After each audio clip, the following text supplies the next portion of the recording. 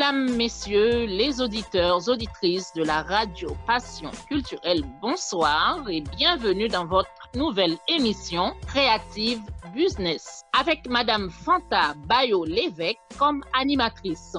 Cette nouvelle émission a pour but d'aider les entrepreneurs et ou personnes qui désirent d'entreprendre à mettre en place la bonne stratégie. Aujourd'hui, c'est la grande première de l'émission. De ce fait, les auditeurs vont découvrir ou redécouvrir et s'habituer avec certaines notions comme l'entrepreneuriat, la création d'entreprises, le marketing, la prospection, le démarchage commercial, la facturation, la gestion des risques, les opportunités d'affaires, le financement, etc., etc. En gros, c'est autour de ces grands thèmes que votre émission Creative Business va se dérouler.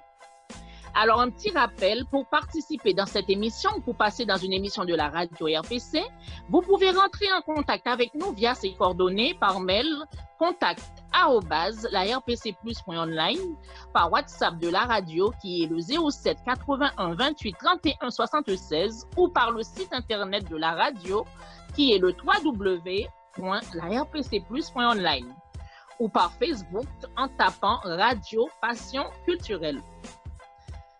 Nous allons faire une courte pause. Nous revenons rapidement avec notre présentatrice Fanta.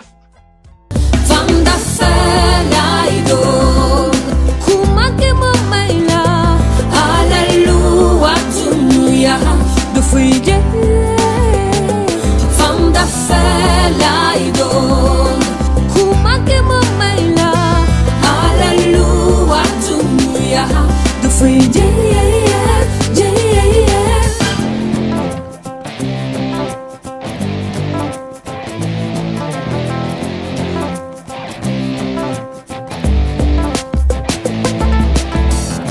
do fer do felai do que Gimana bai semua Semua meni japuli bepujigen Girchono wakle Fam do felai do que Gimana bai semua Semua meni japuli bepujigen Fam do felai do Kumake mamaila Hallelujah dunia do fide Fanda fela idon kumake mamaila hallelujah dunia do fide. De retour dans votre émission Creative Business après cette courte pause. Sans plus tarder, rentrons dans le vif du sujet. Encore bienvenue à vous, Fanta. Alors, Fanta, en tant que présentatrice de cette nouvelle émission, avant de commencer nos échanges, pourriez-vous vous présenter en détail pour les auditeurs et auditrices de la radio Passion Culturelle? Ok, merci beaucoup Lydia de me donner la parole. Alors effectivement, donc je m'appelle Fanta Bayo-Lévesque, je suis mariée, j'ai 4 enfants, j'habite en région parisienne et je voulais vous parler un petit peu de mon expérience professionnelle rapidement. Alors depuis 2015, je suis maman entrepreneur, c'est un nouveau terme, mompreneur. Avant de décider de me diriger vers cette voie, avant j'étais salariée de plusieurs entreprises d'ailleurs. Et j'ai été cadre logistique et en système d'information dans une grande société américaine. Et en 2009-2010, suite à un licenciement économique, je me suis mise en tête de toujours travailler désormais pour moi-même et de créer ma propre richesse. Donc c'est pour ça que je me suis lancée petit à petit vers la voie de l'entrepreneuriat. Donc en 2015, je crée mon auto-entreprise en devenant consultante en système d'information et pour des clients grands comptes, mais également pour des PME, c'est-à-dire que j'ai un client qui peut me solliciter pour que j'étudie ou je transforme son système d'information afin d'être plus performant dans ses résultats. Donc c'est un exemple. Alors je développe aussi une autre activité, un autre business dans le marketing collaboratif pour augmenter mes sources de revenus. Alors ce volet-là, là, on pourra en discuter dans une prochaine émission. Donc pour moi, être entrepreneur, ça demande d'être persévérant. C'est beaucoup d'énergie, c'est vrai, beaucoup de travail et le mental, il compte énormément. Donc être persévérant pour atteindre ses objectifs, être très rigoureux dans le planning.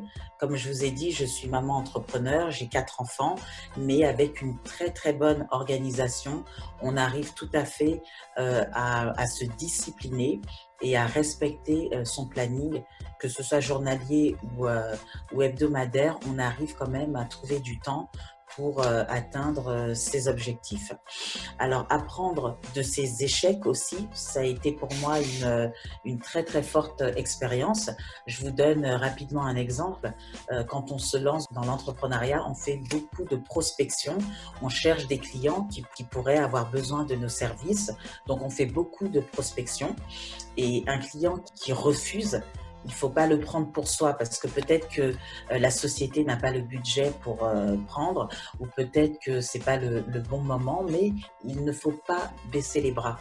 Donc, ça demande, comme je disais tout à l'heure, beaucoup de persévérance. Donc, pour moi, apprendre de ces échecs, ça nous permet de mieux rebondir et du coup de réussir dans l'entrepreneuriat. Merci Fanta pour cette belle présentation. Moi, ma première question, quelles sont les solutions qui s'offrent aux salariés au chômage partiel ou total aux entrepreneurs pendant cette période de confinement?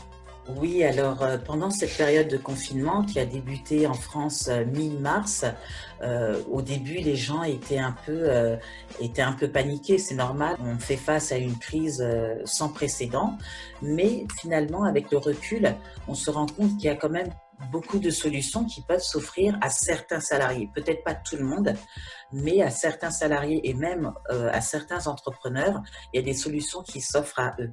Donc, parmi les solutions, ceux qui tiennent des commerces, des commerces d'objets artisanaux, par exemple, ou des créateurs de vêtements ou de bijoux, ils peuvent se tourner vers le digital, déjà d'une pour se former, et puis de deux, créer et développer un site marchand avec le e-commerce. Ça peut être une très très bonne solution, c'est-à-dire que les clients vont visiter le site, passer leurs commandes et payer en ligne, et le créateur va s'associer avec un transporteur pour pouvoir expédier la commande du client à son domicile. J'ai aussi pensé aux professeurs indépendants ou alors aux coachs. Ça peut être des professeurs de langue, des professeurs de danse ou même des coachs sportifs ou des coachs en développement personnel qui, eux, peuvent donner des cours en ligne en remplissant un formulaire d'inscription, par exemple, et en payant, par exemple, une inscription en ligne. On peut assister à des cours comme ça. On peut tout à fait se former et faire quelque chose de positif pendant cette période de confinement.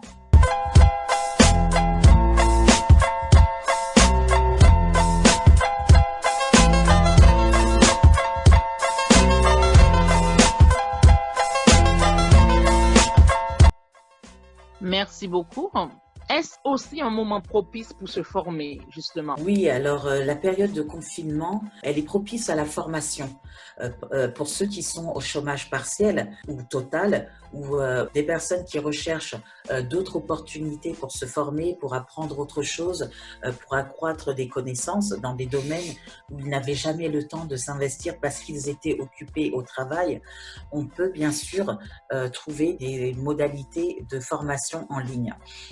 Il y a aussi des personnes qui souhaitent la reconversion professionnelle parce qu'après le déconfinement, parfois les gens se disent est-ce que je vais reprendre le travail comme avant ou est-ce que je vais me diriger vers ce que j'avais envie de faire depuis très longtemps mais j'avais jamais eu le temps de me former. Alors moi ce que je peux donner comme conseil, c'est vous allez sur internet, vous tapez hashtag je me forme chez moi en un seul mot et vous allez avoir beaucoup de conseils sur les formations qui peuvent vous tourner vers d'autres sites de formation en ligne ou d'autres modalités de formation. Mais effectivement, c'est un très très bon moment pour se former et apprendre des nouvelles connaissances, surtout pour ceux qui sont en reconversion professionnelle ou ceux tout simplement qui veulent apprendre des nouvelles choses. Très bien. Ben justement, Fanta, quelles sont les 5 bonnes raisons de se former durant cette période de confinement? Alors, les 5 bonnes raisons de se former pendant ce confinement, ça va être pour moi renforcer une compétence ou développer une nouvelle compétence, par exemple. Ça va être de mettre son temps libre à profit pour réfléchir à son avenir professionnel. Et ça peut être aussi l'occasion de se lancer dans une nouvelle voie, reconversion professionnelle, comme je disais tout à l'heure. Et aussi, la dernière raison, c'est donner du sens à cette période de pause forcée. Forcée parce que ça a été imposé par le gouvernement, mais au lieu justement de s'inquiéter sur ce qu'on peut faire pendant cette période de confinement, c'est vraiment une période propice à réfléchir sur ce confinement et savoir ce qu'on peut faire pour se former. Donc, je prends un exemple. Alors, moi qui tiens un commerce dans le business collaboratif, moi, la compétence que j'ai développée, c'est le digital, parce que ça, je ne l'avais pas. Donc, j'ai su par rapport à ça que pour ne pas rester, pour ne pas que mes clients restent comme ça sans obtenir les produits, je leur ai tous proposé de gérer leurs commandes directement en ligne, vers ma boutique en ligne. Ça permet de maintenir le lien avec les clients tout en restant à distance et eux, ils peuvent commander les produits en ligne et recevoir leurs colis directement chez eux. Alors, il y a un site que je peux recommander pour la formation en ligne. Ça va être le site, c'est www.cpformation, en un seul mot, cpformation.com. Là, on vous donnera toutes les modalités pour vous former en ligne pendant cette période de confinement. Ben justement, j'allais vous poser la question, quelles sont les différentes plateformes de formation en ligne? Lydia, il y a plusieurs plateformes de formation en ligne. Vous avez, si vous allez sur le site du Pôle emploi, vous avez certaines formations qui vous sont proposées et qui sont gratuites, qui peuvent être gratuites. Donc, ça vaut vraiment le coup de s'intéresser au site Pôle emploi. Ensuite, vous avez une autre plateforme qui s'appelle Fun, Fun-du-6, moc.m2oc.fr. Alors Fun, c'est France Université Numérique. Donc là, vous pouvez aller sur leur site aussi et puis regarder toutes les formations qui vous sont proposées. Vous en avez une autre qui s'appelle udemy.fr. Alors ça, c'est plutôt sur l'apprentissage. Il y a des cours en ligne qui sont gratuits, il y en a d'autres qui sont payants et c'est surtout sur le développement informatique, j'entends bien, la finance ou le business. Vous avez aussi Maxicours au pluriel.com. C'est reprendre les bases de français, de maths, d'histoire géo. C'est gratuit du lundi au vendredi de 9h à 17h. Donc, ça peut être vraiment bien pour ceux qui pensaient avoir une lacune quelque part. Ils peuvent rattraper en se connectant sur le site maxicours.com. La dernière plateforme, ça s'adresse plutôt aux développeurs informatiques. Vous avez litcode.com, c'est apprendre le codage sur Java ou sur Python et une autre compétence aussi qui est C++. Ça vous permet d'apprendre à coder de manière informatique, bien sûr, et vous performer dans le codage informatique. Donc, ça s'appelle leadcode.com. Donc, L2EICODE.com. Alors, je voudrais aussi ajouter juste quelque chose. Je voudrais dire aussi que les parents qui font du télétravail, parce qu'ils ne peuvent pas aller physiquement sur leur lieu de travail. Donc, pour ceux qui font du télétravail et qui ont des enfants aussi qui sont connectés sur Internet parce qu'ils ont des devoirs à faire ou l'école en ligne, il y a aussi une solution. La solution s'appelle Norton Family. C'est un logiciel qui est gratuit pendant 6 mois et qui permet de mettre en place le contrôle parental. Donc, ça permet aux parents qui font du télétravail de surveiller pour que leur enfant n'aille pas sur des sites illicites, justement, et qu'ils puissent se concentrer sur leur travail à faire pour l'école. Donc, c'est Norton Family. C'est un logiciel de protection sur le contrôle parental. Très bien, Fanta. Y a-t-il autre chose qu'on puisse faire pendant le confinement? Oui, il y a beaucoup de choses à faire pendant le confinement. Ceux qui sont responsables associatifs, par exemple, ou présidents d'associations de loi 1901, c'est vraiment le moment de travailler sur ces projets associatifs. Moi, je parle par expérience. Je suis présidente d'une association et à chaque fois, le temps ne me permet pas de me pencher sur mes projets associatifs. Donc, pendant la période de confinement, c'est une très bonne période pour travailler ou retravailler sur ces projets associatifs. On peut mettre beaucoup de choses en place. On peut remplir des dossiers.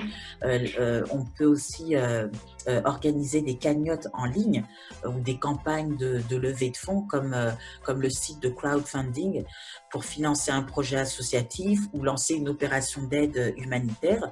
Vous avez par exemple GoFundMe qui est l'un des plus célèbres, GoFundMe, où vous avez Orange Money pour certains pays d'Afrique. Vous pouvez organiser ce type de cagnotte en ligne pour un projet humanitaire ou une opération temporaire, comme par exemple aider une population à vaincre le Covid-19 ou alors les aider côté alimentaire ou côté sanitaire aussi. Vous pouvez aussi, avec cette cagnotte, financer une campagne pour fabriquer des masques, par exemple, ou envoyer un nombre important de solutions hydroalcooliques pour se désinfecter les mains. Donc tout ça, ce sont des choses qu'on peut faire pendant le confinement. Pourquoi le confinement? Parce que en dehors de ce confinement, on n'a jamais le temps de vraiment travailler sur ses propres projets associatifs. Donc c'est quelque chose qu'on peut effectivement envisager. Merci. Qui dit confinement dit aussi déconfinement. Quelles sont tes recommandations? Alors, mes recommandations, puisque aujourd'hui, en tout cas en France, on nous a dit que le déconfinement commencerait à partir du 11 mai, ce sera progressif, donc il faut penser à la sortie de ce confinement. Alors pour certains, il est quand même important de respecter les mesures de confinement, même après le déconfinement. Voilà. Et ensuite, pour préparer justement le déconfinement, moi, mes recommandations, ce serait pour le moment, de continuer, pour ceux qui sont entrepreneurs et qui cherchent des clients, de continuer à prospecter, de prospecter en amont avec les appels téléphoniques ou les contacts par email ou sur Internet, de continuer à prospecter pour avoir des nouveaux marchés ou des nouveaux clients. Je pense par exemple, j'ai un exemple bien précis, quelqu'un qui a une agence d'hôtesse d'accueil ou d'agent de sécurité, il peut commencer à prospecter les différents clients pour avoir des nouveaux marchés. Comme ça, le jour du déconfinement, on peut faire appel à cette personne, mais au moins il aura travaillé en amont pendant le confinement. Donc ça, c'est valable pour certains chefs d'entreprise, certains entrepreneurs qui commencent déjà à préparer le déconfinement, c'est-à-dire chercher des nouveaux marchés, des nouveaux clients. Si c'est un artisan ou préparer déjà sa boutique ou son commerce pour l'arrivée des nouveaux clients, parce que il risque d'y avoir un afflux. Je parle vraiment en mesurant mes mots, puisque le déconfinement se fera progressivement selon les régions. Et pour finir, ce que je peux conseiller aussi en attendant le déconfinement, bon, c'est vraiment en dehors de l'entrepreneuriat et du monde professionnel, mais c'est vraiment important. On peut faire une détox. Oui, c'est physique. On peut faire une détox. Pourquoi? Parce que pendant le confinement, on a tendance à prendre du poids, on grignote, bon, on est un peu anxieux, ce qui est tout à fait normal. Donc, pour préparer justement sa sortie, on peut commencer une détox, reprendre le sport tout en douceur pour retrouver la forme, mais également on peut aussi faire des soins de beauté pour retrouver donc une beauté, parce qu'on est resté enfermé pendant plusieurs jours et on a besoin de retrouver sa beauté le jour où on va pouvoir sortir comme il se doit. Et sinon, même après le confinement, donc au moment du déconfinement, je recommande tout de même de continuer à respecter les mesures de précaution, les gestes barrières. Je pense que le port du masque sera de toute façon obligatoire et de respecter aussi la distanciation sociale. Ceci pour éviter une nouvelle vague de contamination ou de propagation du virus. Donc voici mes recommandations pour préparer le déconfinement. En conclusion, la pandémie du Covid-19 est venue perturber notre quotidien et notre façon de travailler, qu'on soit entrepreneur, artisan, salarié ou même étudiant. La période de confinement devrait nous permettre de changer nos habitudes et de pouvoir s'adapter aux changements. Durant cette émission, nous avons évoqué les possibilités de travailler à distance ou en télétravail pour certains métiers bien sûr, même si ce n'est pas le cas pour tout le monde. J'ai également donné des recommandations sur les modalités de formation en ligne pour apprendre ou développer de nouvelles compétences. À la fin, j'ai indiqué aussi que la période de confinement est aussi l'occasion de travailler sur ces projets associatifs en lançant des cagnottes en ligne ou des campagnes de levée de fonds. Profitons de manière positive de cette période pour se préparer au déconfinement qui sera progressif. De manière physique, en reprenant le sport à la maison tout en douceur et en faisant une bonne détox de l'organisme et ainsi que des soins de beauté et de relaxation pour être prêt pour le déconfinement. Merci beaucoup, Madame Fanta Bayo. C'est la fin de l'émission. Je remercie tous les auditeurs, auditrices qui étaient branchés pour participer et écouter l'émission Creative Business. À bientôt. Voilà, à bientôt. Merci beaucoup.